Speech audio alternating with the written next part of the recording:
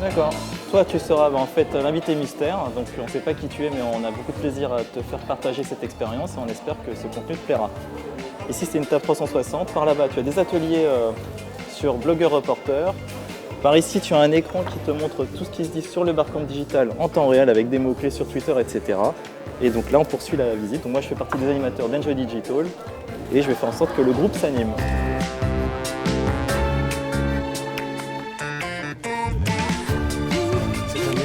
Ils ont filmé avec plusieurs caméras 360. Quand on est arrivé sur YouTube, effectivement, l'axe par défaut, le champ de vision de la caméra par défaut, c'était en fait la scène. Après, si tu prends la main, soit en YouTube avec la souris, tu peux déplacer si tu n'as pas de cardboard, soit si tu mets le cardboard, bah là en fait tu déplaces. Voilà, comment faire. Alors c'est vrai qu'on se rend compte que c'est un format qui est entre la narration du cinéma et l'immersion qu'il y a dans un jeu vidéo, en fait. Ça ressemble un peu à ça. Et en même temps, dans la réalisation, ça se rapproche énormément du travail de metteur en scène pour théâtre. Parce qu'au niveau du montage, au niveau de tout ce genre de choses, tout change en fait. On va pas travailler avec un montage, on va pas travailler avec un cadrage, puisque on est censé incarner le point de vue de quelqu'un. Voilà, en fait. Alors, au niveau du son, pour l'instant, c'est de la prise de son classique, c'est-à-dire qu'on filme avec des HF, parce qu'il y a beaucoup de choses à penser dans le tournage de réalité virtuelle, c'est du 360. C'est qu'on ne peut pas mettre, comme dans un tournage classique, de la lumière, des perches, une équipe technique sur le champ est tout autour de la caméra. Donc ça fonctionne avec des micro-cravates, s'il y a de l'éclairage, il faut que ça soit justifié dans la scène, etc. Au niveau du son, la chose importante qui doit arriver maintenant, c'est la spatialisation du son en binaural, en 5.1, en bisonique, ce genre de choses. C'est-à-dire qu'en fait, globalement, si quelqu'un vous parle à gauche, vous entendez l'oreille de gauche, vous tournez la tête, vous entendez les deux oreilles. Alors, je vous propose une expérience par rapport à ça. C'est qu'on a du matos.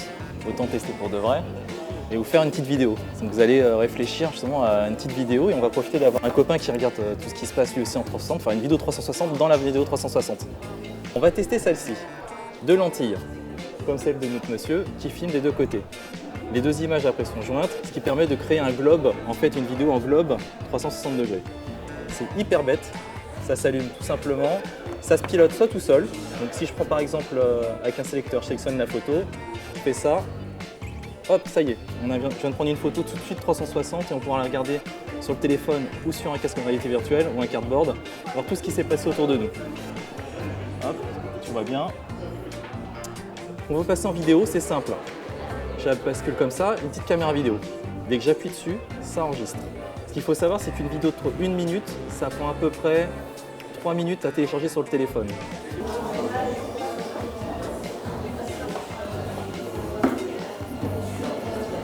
Donc là, ils sont en train de faire une vidéo 360 avec la petite caméra Ricoh Theta S. On va voir ce que ça va donner à la fin.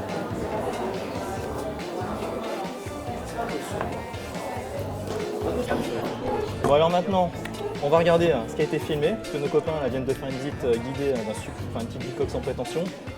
Donc je te laisse poursuivre la visite dans d'autres ateliers avec l'équipe de prod. Salut!